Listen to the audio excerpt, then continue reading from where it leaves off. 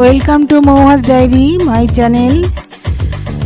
হে কৃষ্ণ করুণা সিন্ধু দীনবন্ধু জগৎপতে গোপীশ গোপিকা কান্ত রাধাকান্ত নমস্তুতে। হে কৃষ্ণ, হে গোবিন্দ, হে জগন্নাথ দেবজি, এই আজকে একটা তোমাদের ভালো একটা কথা, একটা গল্প তোমাদের শোনাবো বন্ধুরা। তোমরা একাদশীতে ভাত খাওয়া তো নিষিদ্ধ থাকে, কিন্তু জগন্নাথ পুরীতে তার ঠিক উল্টো, ভাতের ভোগ খাওয়াই রীতি। কেন কেন পুরীতে একাদশী হয় না? এই একাদশীর দিনে ভগবান জগন্নাথ দেবের মহাপ্রসাদ খাওয়া যায়, এখানে কোনো উপবাস পালিত হয় না। তাই নিয়েই আজকের ভিডিওটা বন্ধুরা। যদি ভালো লাগে তোমরা আমার চ্যানেলটা একটু সাবস্ক্রাইব করবে, আর জগন্নাথ দেবের নাম করে সনাতন ধর্মের নামে একটু ভিডিওটা প্রচার করো বন্ধুরা। পুরীর জগন্নাথ ধামে একাদশী উপবাস বা ব্রত পালিত হয় না, কারণ সেখানে মহাপ্রসাদই সর্বোচ্চ, যাতে একাদশী বা অন্য কোনো তিথির অশুভ প্রভাব পড়ে না। বিশ্বাস করা হয় দেবী লক্ষ্মী স্বয়ং এই প্রসাদ রান্না করেন এবং এটি দেবী একাদশী দ্বারা শাপ মুক্ত। জগন্নাথ দেবের কৃপায় দেবী একাদশী এখানে উল্টো হয়ে থাকে উল্টো একাদশী বলা হয়। এই একাদশী উল্টোভাবে জগন্নাথের মন্দিরের পেছনে আছে বন্ধুরা। জগন্নাথ দেবের ভোগ বা মহাপ্রসাদ সর্বশ্রেষ্ঠ। ভক্তরা বিশ্বাস করেন এই প্রসাদ গ্রহণ করলে একাদশীর উপবাসের কোনো প্রয়োজনীয়তা থাকে না এবং ব্রত সম্পূর্ণ হয়। পৌরাণিক কাহিনী মতে একাদশী দেবী জগন্নাথের মহাপ্রসাদের ওপরেও উপবাসের নিয়ম লাগু করতে চেয়েছিলেন। এতে ভগবান জগন্নাথ এই একাদশী দেবীকে মন্দিরের উল্টো দিকে ঝুলিয়ে দেন। তাই এখানে একাদশীতে অন্ন ভোগ বা ভাতের ভোগ বন্ধ হয় না, বরং আগের মতোই চলে। এই জগন্নাথ দেবের মন্দিরের ঠিক পেছনে বন্ধুরা একাদশীর মন্দির আছে। তোমরা পুরীতে গেলে অবশ্যই একাদশীর মন্দির দর্শন করো। এই একাদশী মন্দির ছোট করে আছে, দেখবে। এই প্রথা বা রীতি দেশের একটি মন্দিরে একাদশীর দিন ভাতের ভোগ খাওয়া চলে। পুরীর এই বিখ্যাত মন্দিরে ভাত খাওয়া প্রথা রয়েছে।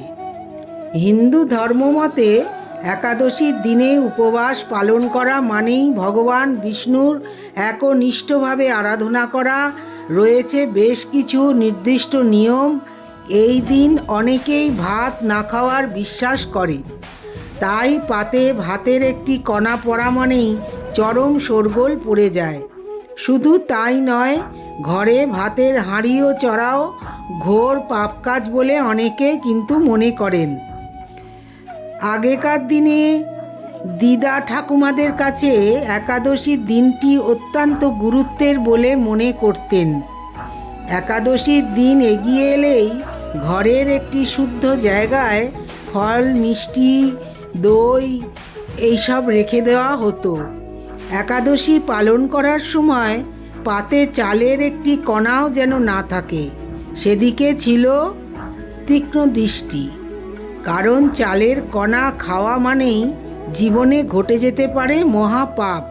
তাই এদিন শুদ্ধ ও পবিত্র দিনে, একাদশীর দিনে ব্রত পাঠ করে উপবাস পালন করতেন, খেতেন শুধু ফল আর মিষ্টি। হিন্দু ধর্মে একাদশীর তিথির গুরুত্ব অপরিসীম। এই দিন ব্রত উপবাস পালন করে শুধু ফল আর মিষ্টি খাওয়াই রীতি। এদিন ভুলেও ভাতের কোনো পদ খাওয়া যায় না। কিন্তু এই প্রথা বা রীতি দেশের একটি মন্দিরে, এই পুরীতেই ভাতের ভোগ খাওয়া চলে। পুরীর এই বিখ্যাত মন্দিরে ভাত খাওয়ার প্রথা রয়েছে। হিন্দু ধর্মমতে একাদশীর দিনে উপবাস পালন করা মানেই ভগবান বিষ্ণুর একনিষ্ঠভাবে আরাধনা করা। রয়েছে বেশ কিছু নিয়ম। এই দিন অনেকেই ভাত না খাওয়ার বিশ্বাস করেন, তাই পাতে ভাতের একটি কণা পড়া মানেই চরম শোরগোল পড়ে যায়। শুধু তাই নয়, ঘরে ভাতের হাঁড়িও চড়াও ঘোর পাপ কাজ বলে অনেকে মনে করেন।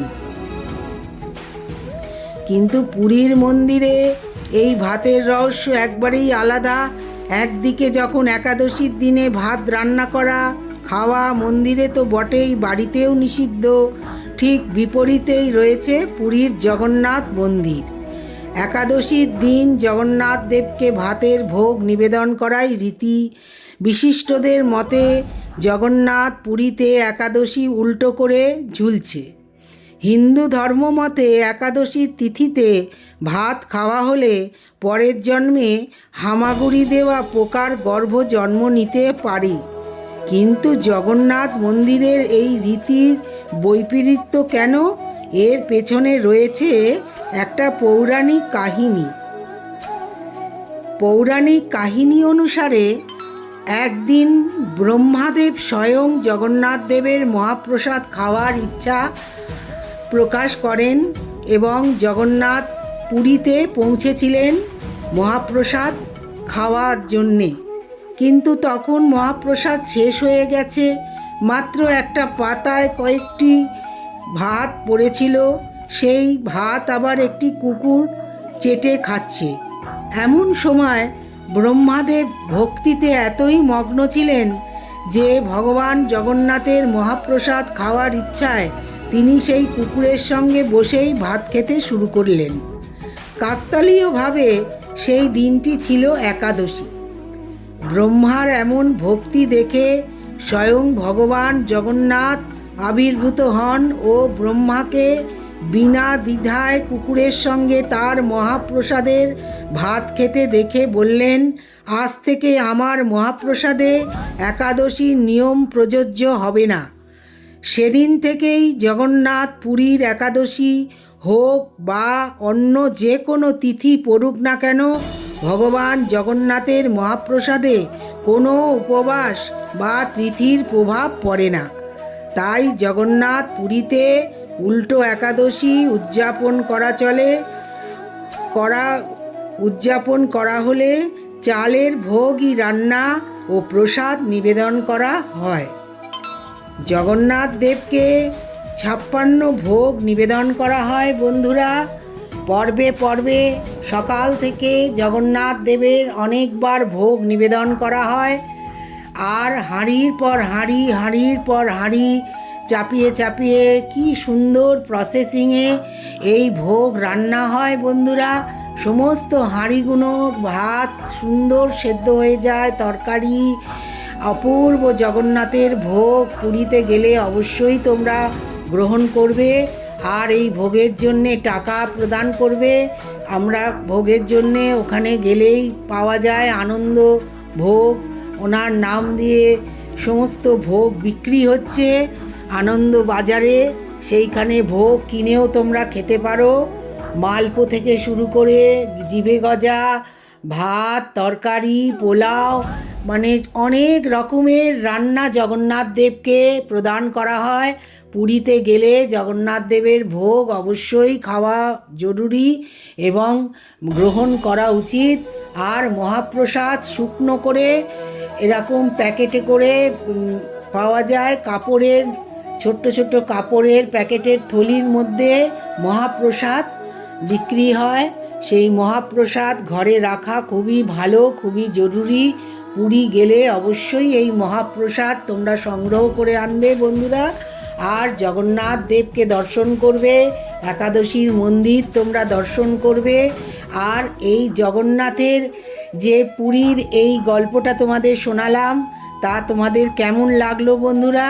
এই একাদশীর দিনে জগন্নাথের মহাপ্রসাদ তোমরা যদি খাও, তোমাদের কোনো একাদশীর ব্রত পালন করার আর দরকার হয় না।